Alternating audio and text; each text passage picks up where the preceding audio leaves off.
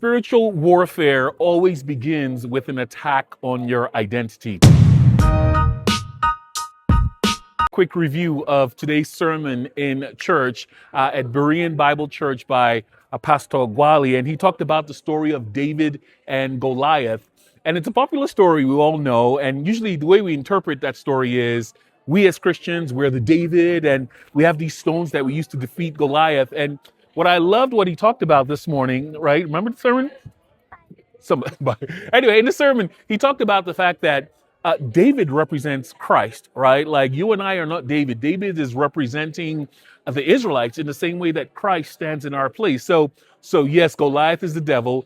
David represents Christ, and you and I are actually Israelites who are hiding, who've got demonic issues like Saul.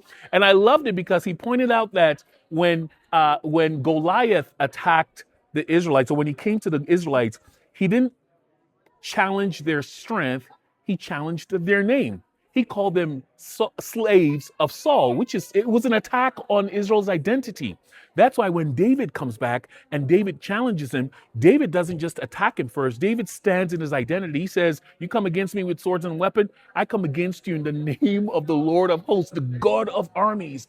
And I think that is such a powerful lesson. There was a lot more he said, but that stood out to me. And so here's the thought that the enemy's greatest victory is not when he defeats you, but is when he makes you question who God says you are. So the response for you and I is to ask the question, what has God already said to be true about you in his word, in your prayers, in quiet time? The challenge from today's message is to stand on your identity of who you are in Christ. It's a great sermon. I just thought to review it.